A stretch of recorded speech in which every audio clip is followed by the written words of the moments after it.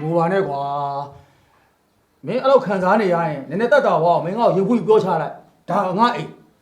မင်းကြိုက်တာလားပြောအဲ့လိုပြောရမင်းနည်းနည်းတက်တာသွားမှာဒါနဲ့တခုတော့ရှိတယ်မင်းစကားပြောရင်လည်းတော့ကြဲကြဲလေးပြောပေးငါနဲ့နားသိမ့်မကြလို့ကွာဒီလိုဦးလေးရဟမ်ဒီလိုလို့အေးဒီလိုကြားလားကြားတယ်ကျွန်တော်မိမလင်ငယ်နေလို့ဟာအဲ့ဒါမင်္ဂလာရှိတယ်လေကွာမြစ်တာဝမ်းသာရမှာလေကွာဒီမနောက်နဲ့တော့တို့ဒေါ်လာထောက်မလုံးနဲ့နော်မင်းဘာဖြစ်တယ်မင်းကဘာပြောရလဲမိမလင်ငယ်နေလို့မင်းမထီပေါက်တာအဲ့ဒါမင်းဝမ်းမတာပဲငိုနေရတာမင်းတော့မမြင်ဘူးသေးတယ်မိမထီပေါက်တယ်ပြောလို့ဒါလို့ကျုပ်ဒေါ်လာထွက်လာပြီနော်တို့ရထွက်လာပြီမိမထီပေါက်တာမဟုတ်ဘူးမိမလင်ငယ်နေတာလင်ငယ်ဟာကွာဟာငါတို့မြန်မာထုံးတော့မှမရှိဘူးလေကွာအေးလေတော်တော်လည်းမရစီပဲရှိတာလက်မခံအဲ့ဒါကြောင့်ငါတကယ်လက်မခံဘူးဗျာငါမူရတဲ့သားသမီးရောငါရောဖះလည်းမကြောက်ဘူးနဲ့လည်းမကြောက်ဘူးဘယ်သူမှဘယ်ပုဂ္ဂိုလ်မှလည်းမကြောက်ဘူးဟာမင်းကတော့ခွန်းလို့မရဘူးတော့ခွင့်မလို့ဘူးလေခွင့်မလို့ဘူးလေအေးတော်ဆိုးတယ်ဗျာဒီကောင်မင်းမဘယ်သူနဲ့နေတာဘယ်သူနဲ့လင်ငယ်နဲ့လို့ဆိုတော့ဘယ်ရကလေးကဝအုတ်ချမ်းတဲ့ပေါက်ကောင်းလည်းမသိဘူးတော်သေးတာပေါ့ကွာလင်ငယ်နေပြီမဲ့ तू ကဗျံပရာနဲ့မနေဘဲနဲ့ကောင်းကောင်းမွန်မွန်လေးနဲ့ဆိုတော့မင်းဘက်နဲ့အိတ်တိတ်ခါပဲမထိကြိုက်ဘူးပေါ့ပြောနေတာမကြောက်ဘူးလားခင်ဗျာအုတ်ချမ်းမြက်ပေါက်လို့ဘယ်ရကမှန်းအုတ်ချမ်းမြက်ပေါက်ဟာပေါ့ရောရှိတယ်ဟာကောင်းတာပေါ့ကွာဖင်နာပေါ့ရောက်တော့ပေါ့ရောက်ပါလို့ဒါလို့ခင်ဗျာကြုံပြောနေတယ်ပေါ့နည်းနည်းကြွကြွလေးပြောကွာမင်းရဲ့စိတ်တွေနဲ့ထဲအောင်မင်းဘာပြောရလဲအုတ်ချမ်းမြက်ပေါက်ကောင်ကလေးဟိုကောကကောက်မျိုးတွေနဲ့ तू ကနေတာစိတ်ပြက်ထားကွာမင်းကအုံလုံးမရှိတာပဲဟာလင်းငယ်တော့မတူတန်းမနေပဲနဲ့ကွာမင်းချက်တာတယ်ဆိုငါတော့တမျိုးခွင့်လို့သေးတယ်တူတန်းနဲ့နေရအောင်မလားလို့လင်းငယ်နေတယ်တော့တူတန်းနေရအောင်မင်းချက်တာသွားတဲ့ဆိုရင်တော့ကျွန်တော်စဉ်းစားပြလို့ရသေးတယ်ဒါကြတော့ကြားတယ်တမ်းပြောတယ်ငင်းဟန်းတော့မလုပ်တော့ဘူး तू ကြားကျင်ကြားတယ်မကြားချင်မကြားဘူးဟမ်အခုမှငန်းလာမလုပ်နဲ့ခဏကြားတာသူ့ပြောတာကြားပါတယ်ကြားပါတယ်ဒါကြတော့ကြားပြန်ပြီဘလို့လဲတူနေမှမသိဘူးဒီမဲ့အခုကျုပ်ကိုဖြစ်နေတာတို့ဗျာဟိုလင်းငယ်ကတယောက်တည်းနေတာမဟုတ်ပဲနဲ့ဟိုအဲ့ဒီကောင်မလင်းကို3ယောက်နေတာ3ဘာသာဂုံတူးနဲ့ဒီကောင်ကအောင်ထားသေးတာဟာအဲ့လိုကြောင့်မစိုးပြန်ဘူးကွာ तू အဲ့လိုလေစိတ်အမောက်ကမှဖြစ်တော်တာနေပါဖာလီချားနေမှလည်းမသိဘူးနော်3ဘာသာဂုံတူးနဲ့ဂုံတူးတစ်လုံးမပေါ့လင်းငယ်3ယောက်နေတာလို့ဟမ်လင်းငယ်3ယောက်လို့3ဘာသာဂုံတူးနဲ့အောင်ရောက် तू က10တော့ပြင်တယ်လည်းမဟုတ်7တော့တန်းလည်းမဟုတ်ဘူးဟာအဲ့ဒါဆိုတော့ဟဲ့မင်းခွင့်မလွတ်နိုင်တဲ့အဖြစ်ကြီးပဲဟောတယောက်တို့ तू ပြန်ရှင်းနေရတယ်အေးအဲ့တော့မဲအဲ့ဒါဒုက္ခရောက်တယ်ဘယ်လိုလုပ်ကောင်းမလဲအေးအဲ့ဒါအခုတို့ကဘာမှလဲဟိုတယ်မှာထားခဲ့တယ်ဟိုတယ်မှာဟာဖုန်းကြီးเจ้าမှာဟဲ့နောက်မီလီနောက်ပြီးဟိုင်းနေဖုန်းကြောင်းနဲ့မသိတော့ဘူးလေကွာမင်းလည်းအောင်းကောင်းကိုမရှိတာဟဲ့ငင်းတော့ပြန်ခေါ်ရအောင်စက်တီတုံးတာဟိုလင်ငယ်3ယောက်မလို့ကျွန်ခင်ဗျပါတီခွာရိုက်ချင်တာဗျကျုပ်ကဟမ်မကြားတာလည်းကောင်းတယ်ခင်ဗျဖုန်းကြီးเจ้าတို့ကျုပ်တလုံးမှမပြောပါဘူးဘာနဲ့ဖုန်းကြီးเจ้าတို့သူတို့ဗမာထားခဲ့တော့လို့ကြည်ကြပြောပါကွာမင်းနဲ့စကားပြောတယ်စိတ်မရှိတာစိတ်မတော်သူနားငါအဲ့လိုကိစ္စတွေဆိုငါဆိုသိခန့်တာမဟုတ်ဘူးဟုတ်ပါပြီမလေးမသိ तू ကပဲငါမိမလင်ကြတယ် तू ကတော့ပုံဆိုးနေတယ်ဟမ်အော်ဖုန်းကြောင်းမှာထားခဲ့တာမဟုတ်အဲ့ဟိုတယ်မှာကျုပ်ကတွေးလို့ထားခဲ့တာအဲ့ကောင်3ယောက်လင်ငယ်က3ယောက်3မှတာမဟုတ်3ယောက်ဟော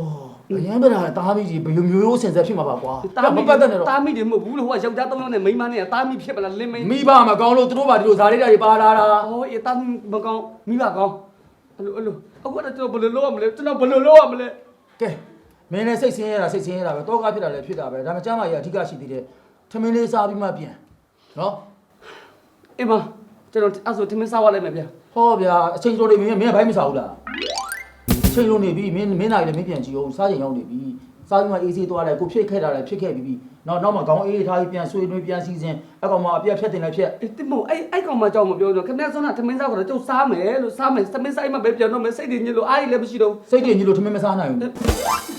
းမဟုတ်သေးပါဘူးကွာငါတူရဲ့စိတ်ညစ်တာတက္ကနာထားလိုက်ကိုချမ်းမာကြီးကရေးကြီးတယ်ငါချမ်းမာကြီးကရေးကြီးတယ် तू ကအချိန်လာအော်နေသေးတယ်ပင်းနာခဏပေးနေတဲ့ကိစ္စယူမသိဘူးမင်းငါ့ကိုထဲကြီးကြည့်တယ်တော့မကြောက်ဘူးထင်လို့လေကွာဟုတ်ဘိုင်းချက်လေကဲမင်းတဘောပဲပြန်ကျင်တပါဆိုလည်းငါ့ကိုရတယ်သွားဘိုင်းချက်လေမင်းတာပြန်ကနေသွားပါးရီရိုက်ချင်တာတိလားခမ ्या ကိုလေပါးရီတော့မပြင်းတဲ့တခုခုလေးစားနော်လူကြီးမလို့ပါးရီကျုပ်ရိုက်ချင်တာတိလားခမ ्या ဟမ်ပါးရီကျုပ်ရိုက်ချင်တာလို့ခမ ्या မင်းအမှားတယ်ဟောတယ်မှာတွေ့ရလက်ပြတ်တယ်နေမိချခဲ့ရမှာဒီကြောင့်ငါမင်းသူ့ကိုပါရိုက်မယ်ပြောနေဗဇက်နဲ့မချင်းအောင်တန်းပြင်းရမှာအမ အေးပါခင်ဗျာနော်ခင်ဗျာဟိုကြီးပေါ်တဲ့ဒေါသခင်ဗျာကြီးကျုပ်ပုံသွားမယ်တဲ့လား ဟုတ်တယ်ငါလည်းတော့ဟုတ်ဘူးမင်းနဲ့ပေါင်းပြီးတော့ငါရှိမှတော့ဆိုငါသိခံမှာမဟုတ်ဘူးမင်းတို့လုံငွေပြန်မလာဘူး အေးကျုပ်ပတ်စံရှင်လေပတ်စံပြီးတော့ခင်ဗျာကိုကျု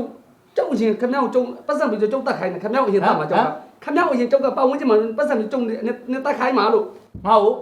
ငါအကျွေးတွေကအကုန်ငါ့ကိုစိတ်မပူနဲ့အဲ့ဒါသူ့အတူအိမ်ကငါတားလာရင်တောင်းလိုက်မယ်မင်းထမင်းမစားတော့ငါစိတ်ပူနေတာသွား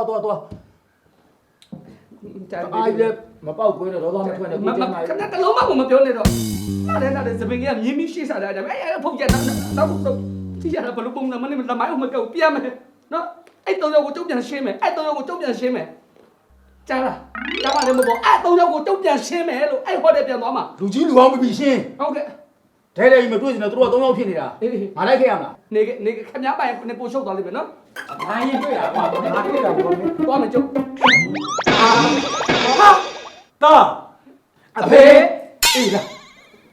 သွားမယ်မင်းခင်ဗျားသား ဟမ် အဲ့ဒီ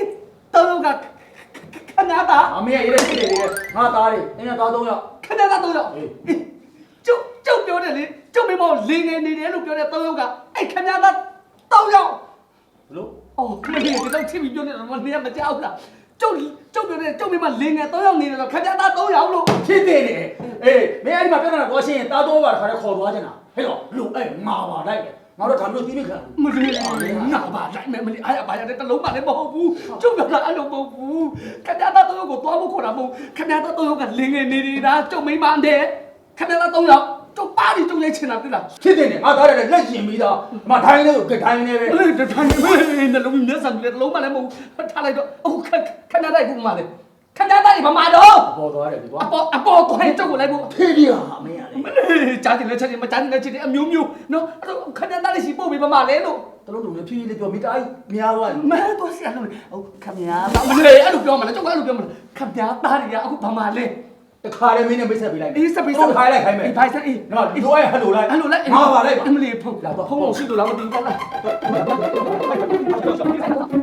ဟေ့ရဒီကောဘလို့ဖြစ်ပြီးအိမ်အောင်ရောက်နေတာ မသိဘူးလေဗျာအကိုကြီးနဲ့ကျွန်တော်တူလာတဲ့ဟာဟဲ့ရ ဟေး အဲ့ကောင်ဘလို့ရောက်တယ်မင်းခေါ်တာ အော်ငါခေါ်လာကြလားကွာငါလည်းဘေးငါကျိုးဝင်းဆုံးမလားမင်းတို့ခေါ်လာနေမှာပေါ့ ဟာ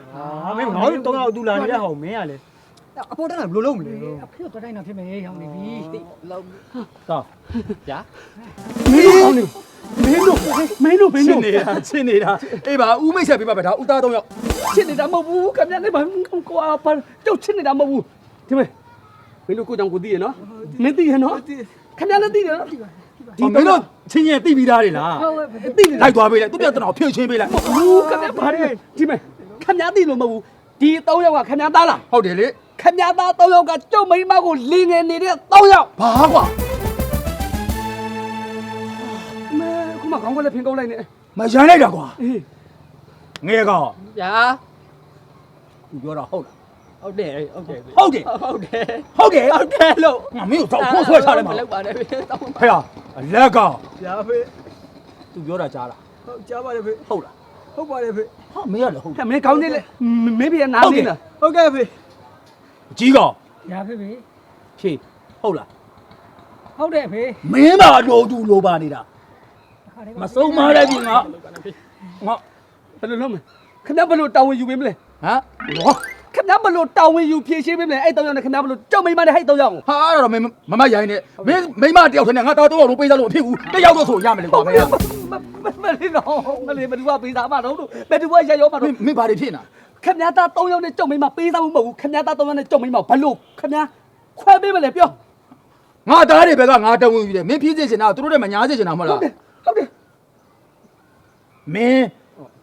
သူများအိမ်ရလေးကွာသူများအိမ်အောင်လေးကွာ ဟုတ်ကဲ့ဟုတ်ကဲ့ဖေ ဘယ်တော့မှမပတ်သက်တော့ဘူးလို့မင်းဝန်ခံကြည့်မင်းကိုမင်းရလွယ်လွယ်ပြီးလို့မရဘူးနော် ဖေး ကြီးကောင်မင်းအသက်နဲ့လဲပြီးတော့အဲ့ဒီကလေးမင်းပေးရမယ် ပေးပါတယ်ဖေ မင်းကြားတယ်နော် ကြားတယ်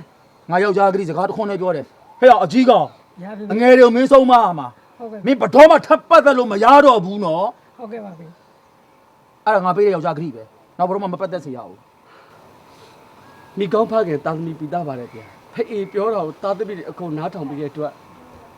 ကျေးဇူးတင် ဟာမင်းလူမဆန်လိုက်တာကွာငါတလောက်ထိမင်းရှင်းမှာမိဘတယောက်နဲ့ဆုံးမတော့မင်းမိမဆုံးမဖမဆုံးမတာပြီးငါ့ကိုပြောအောင်ငါ့ကိုမင်းဘာကောင်းနေတာလဲ မဟုတ်ဘူးအဲ့လိုပြောတာမဟုတ်လေ မဟုတ်ဘူးအဖေကိုကျေးဇူးတင်နေတာ ဟမ် အဖေကိုကျေး အား ဇူး နေစမ်းမှာကွာငါဘက်ကမေးမယ်ဟဲ့ကောင်ပြောတဲ့ပြောမင်းဘာပြောချင်တာလဲ တဲ့ပြောမယ်စောနာတော့ကျေးဇူးတပီတောင်းမှနေတာအခုတော့ကျေးဇူးလည်းမတင်တော့ဘူးခမရလေတော်တော်ကြက်တွေသုံးနေသူတော့နက်လေးပလေးနဲ့မြောက်ခွက်တီကိုကျုပ်ပိတ်ရိုက်ချင်တာ ဩအေးမင်းစသွားတယ်အဲ့လိုပြပြလေးလေးပြောရင်ဒီကိစ္စတော့ဒီဆင့်ဘွားမကြည့်ပွားပါဘူးဟုတ်ပြီအဲ့ဒါဆိုဒီကိစ္စကိုပြေလောင်ဖြေရှင်းပေးမယ် ဒီမဲ့အခုကျုပ်မိမဘာမှလည်းမေးပေးကျုပ်မိမအခုဘာမှလည်းလို့မေးပေး ဟာချားပါတယ်ကွာမင်းကလည်းဟောကြီးဖြစ်ချင်နဲ့ဟဲ့အောင် ဟာ သူ့မိန်းမဗမာလဲအခု ဒီဦး ပြောလိုက်လေ ဟဲ့အောင် ပြောလိုက်နော်ပြောတော့ခင်ဗျမကြောက်ပြောပေးကျုပ်မိမအခုရတယ်မင်းတို့ငါပြစ်မပြငါမိမငါပြန်ပေါင်းမယ်အခုမှလည်းမေးပေး အဖေပြောရင်စိတ်မစိုးနဲ့နော် ပြောနေမင်းတို့စပြောနေပါနဲ့ပြောတာဟာတဲ့ဘာမှမပြောသေးဘူးဟာနေသေးတယ် အောင်မပါတယ်ဖေဖေ ဘာမှလည်းအခုကျုပ်မိမဘာမှလည်း အောက်ထပ်မှာပါလာတယ် ဟာဘာလို့တက်လိုက်တာလဲကွာ မတတ်ပါဘူးဒီအိမ်ထိပါလာတယ်ဘာတွေကြားနေမလဲမသိဘူးဟဲ့အခုငါမိမဂျင်းထိပါလာတယ်ဂျင်းထိပါတယ်ခေါ်ခိုင်းလိုက်ဟာဒီအိမ်မှာရှိတယ် ဒီမှာပါလာတယ်ဟဲ့အောင်အခုအဲ့မိန်းကလေးဗမာလဲ အောက်မှာပါတယ်လို့ ခေါ်တခါလေးရှင်းမယ်ခေါ်ဟဲ့ခေါ် မရေမ မင်းမလည်း ခင်လေးရေ ခင်လေးမခင် မေမေရေယောက်ျားခေါ်နေတယ်လေ မေးယောက်ျားခေါ်နေတယ်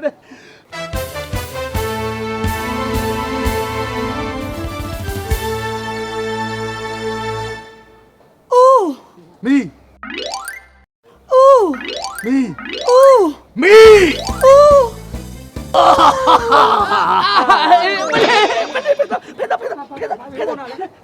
နေဖေကိုတော့ကျတော့သွားတာတော့လို့ဟဲ့ဒါကြောင့်မိမဘာအောင်ပြေးဖတ်တာလဲဆိုနေကိုပိတ်ရလေဘာဦးမီတော့ဟမ်ခင်ဗျဦးမီနဲ့အီမူနာလား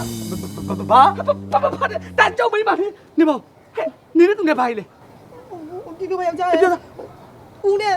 မိန်းမနဲ့ကလေတိတ်တိတ်ပုံများနေတာကြာပါ ဒါမှအနောက်ထိကြတော့အနောက်ထိ မဟုတ်ဘူး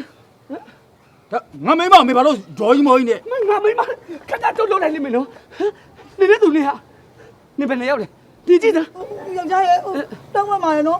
ဒီတခါလေးကိုလုပ်ပေးပါ၄ယောက်တည်းပါနော် မလေး၄ယောက်ထဲဒီတခါတည်းမလေးဘာသာမထားမထား ဟဲ့ငါသိပြီနေမီဒီ၄ယောက်ကိုအိမ်မနေတာသဘောမကြောက်ဘူးလားဒါအဲ့ဒါဥတောင်းသူတို့၄ယောက်လုံးအကုန်လုံးမောင်းချကန်ချပေးမယ် ဘာလို့ပြောနေတာတော့လူကြီးစကားပြောဖြစ်တယ်မပြောနဲ့လူကြီးကစကားပြောလို့မပြီးသေးဘူးသူဖြစ်ပြပြောတယ်ဒီမဲ့ကြောက်ပြတဲ့ရှင်းချင်းလေးနေရလင်းငယ်မှာထားတော့မတောင်းထားတော့နေရထားတွေးလို့အတန်းစီထားတယ်ဟမ်ဒီမဲ့ခဏတော့အဖေလေးဟာခဏတော့အဖေကြောက်မိမဟုတ်ပါလင်းငယ်ထားတယ်ခဏဘာတွေလဲဟမ်ဒီရှင်းလား အဖေဒါမှမဟုတ်တာလေဖေ အဲ့ဒါတာတို့မယံငယ်လို့ သူတို့ထားတဲ့မရင်ငယ်ရကြောက်မိမခဏသူ့ဘာလို့အဲ့လိုခဏသူနဲ့ဘယ်ချင်းနဲ့ဖြစ်နေတာတော့ ဒါမိန်းမ ဟုတ်တယ် မင်းတို့နဲ့ဖြစ်တာလေသူ ဟုတ်တယ် မင်းတို့မဆက်တက်ကြဘူးလား ခဏနဲ့မရှက်ပါဘူးခဏနဲ့မရှက်ပါဘူးဒီမြတ်တော့ခဏနဲ့မရှက်ပါဘူးကဲအခုဘယ်လိုရှင်းမလဲဟမ်ခဏရှင်းလေငါးပွင့်ဆိုင်ဇက်လန်နော်1ယောက်2ယောက်3ယောက်4ယောက်5ယောက်ဒီ5ယောက်ကြောက်မိမနဲ့ပေါင်း6ယောက်အဲ့6ပွင့်ဆိုင်ခဏဘယ်လိုရှင်းမရှင်းမေး ငါသိပြီသိ အသိရှင်း ခုမင်းမနဲ့ငါသား၃ယောက်လင်ငယ်နေတဲ့ကိစ္စ ဟုတ်တယ်အမဖြစ်သေးဘူး ငါကိုနဲ့ကလည်းလူမဆန်တဲ့အမှားမျိုးကျူးလွန်လိုက်မိတယ် ကိုပြကိုသိ မှားသွားတယ် မားတယ်မောင်းနေမရောက်ဆက်ပြော မင်းနဲ့ငါနဲ့တိတ်ပုံဒီထိုင်ခဲမိတယ်တကယ်လို့သာအဖေသူ့ကိုအတီယူလိုက်ပြီဆိုရင်သူနဲ့အဖေနဲ့ပါတော့ လင်မယားတော်မှာလေ မိတွေဖြစ်မယ် ဟောတားနဲ့ဆိုတော့မိရွေးပေါ့အဖေ မိတွေလို့ခေါ် လင်မယားနဲ့မိတွေတိုင်ပတ်နေဟေး နင်းမိတွေလို့ဒါခေါ်လို့တုံးလုံးကိုမရဘူးမေမေလို့ခေါ်ရမယ်ခေါ်ကြည့်စမ်း မေ ဟဲ့ကောင် မမေ ဟဲ့ကောင် မမေ ဟဲ့ကောင် မမေမမေ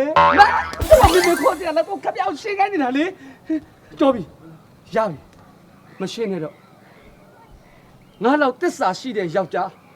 တစ်ယောက်နဲ့လည်းငါခွတ်လုပ်ခဲ့တယ်နှစ်ယောက်နဲ့လည်းခွတ်လုပ်ခဲ့တယ်သုံးယောက်လေးယောက်ကြတော့ငါပြောခဲ့တယ်လေငါတာမဟုတ်ဘူး စိတ်ကြီး စိတ်လို့ပြောနေမဟုတ်နဲ့မသားမငါနွားမဟုတ်ဘူးရှင်းတယ်နော်ငါနွားမဟုတ်ဘူးရတယ်